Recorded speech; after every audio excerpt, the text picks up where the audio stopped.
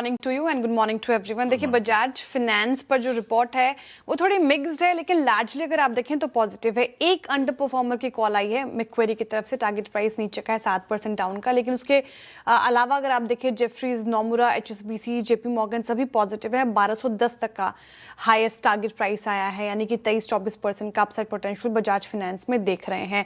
क्या पॉजिटिव लगा? नतीजे अच्छे लगे हैं। जो भी सारे ब्रोकरेजेस पॉजिटिव है उनको क्वार्टर फोर नतीजे अच्छे लगे हैं।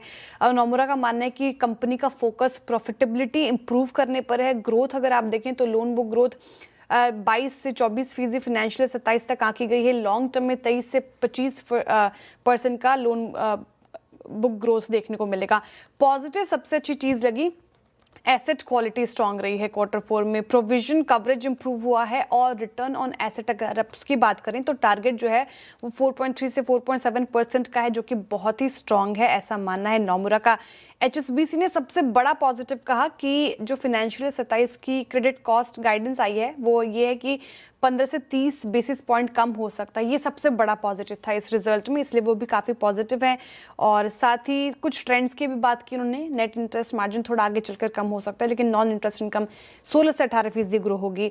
अच्छा, बात कर लेते हैं मैक्वेरी की। ये क्यों थोड़ा कॉशियस है, इनफैक्ट नेगेटिव है स्टॉक को लेकर। अंडर परफॉर्मर की कॉल आई है, टारगेट 860 यानी कि 7% का डाउन साइड रिस्क देख रहे हैं वो। उनका मानना है कि क्रेडिट कॉस्ट पर अनसर्टेनिटी है अभी भी।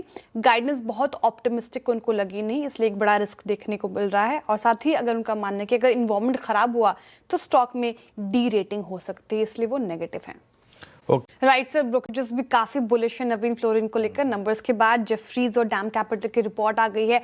8,385 की टारगेट प्राइस जेफरीज की तरफ से आए हैं, यानी कि 23% का 23% का अपसाइड पोटेंशियल जेफरीज देख रहे हैं। नंबर्स काफी स्ट्रांग लगे दोनों ही ब्रोकरेजेस को।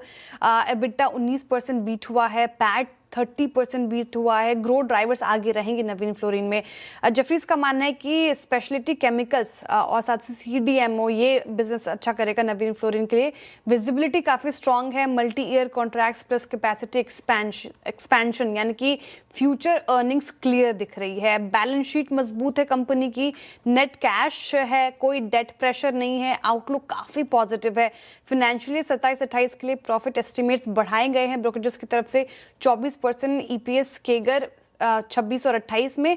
और डैम कैपिटल भी पॉजिटिव, उनका मानना है कि लगातार छठा क्वार्टर, 6th क्वार्टर जब ऐसी ग्रोथ देखने को मिली है रेवेन्यू प्लस प्रॉफिट दोनों में ही। सेगमेंट वाइज अगर आप परफॉर्मेंस देखें तो हाई परफॉर्मेंस प्रोडक्ट्स ने अच्छा किया है। हाई वॉल्यूम्स पर बेटर प्राइसिंग कंपनी को सपोर्ट कर रही। एक्सपेंशन प्रोजेक्ट्स जो है वो काफ़ी अच्छा कर रहा है।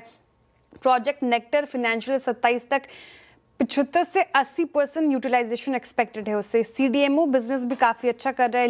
न्यू प्लांट जो है वो फाइनेंशियल 27 में उसका अच्छा यूटिलाइजेशन होगा। और मार्जिन भी अगर आप बात करें, इसके टारगेट है 30% एबिटा मार्जिन। तो काफ़ी पॉजिटिव नंबर्स। उसके बाद ब्रोकरेज काफ़ी बुलिश हैं, तो रखे रडार पर। ओके, पॉजिटिव है जेफरीज लंबी अवधि के नजरिए से केफिन टेक को लेकर। जो टारगेट प्राइस आए हैं वो 1200 के टारगेट प्राइस आए हैं। खरीदारी की राय इन स्तरों पर तो ठीक ठाक अपसाइड पोटेंशियल नजर आ रहा है केफिन टेक में भी। नंबर्स की बात करें तो क्या अच्छा रहा क्वार्टर फोर में? जेफरीज का मानना है कि एबिटा 5% बीट हुआ है। कारण रहे कि डोमेस्टिक म्यूचुअल फंड सेगमेंट जो है वो स्ट्रांग रही है। MF RTA यील्ड देखेंगे तो वो 3.25 बेसिस पॉइंट पर है, यानी कि एस्टिमेशन से ज़्यादा, मतलब कंपनी हर ट्रांजैक्शन पर ज़्यादा अर्न कर रही है। इनका जो इंटरनेशनल बिजनेस है, असन प्लेटफॉर्म है, वहाँ पर भी ग्रोथ ठीक ठाक है। रेवेन्यू 27% साल दर साल की ग्रोथ देखने को मिली है और 127 नए फंड क्लाइंट्स जोड़े गए हैं। प्रॉफिट भी ठीक ठाक रहा और अदर इनकम्स में भी अगर आप देखें तो वहाँ पर भी बढ़ोतरी देखने को मिली है। तो लंबी अवधि के नज़रिए से केफिन टेक पसंद आ रहा है जेफरीज को। खरीदारी के राय इन स्तरों पर।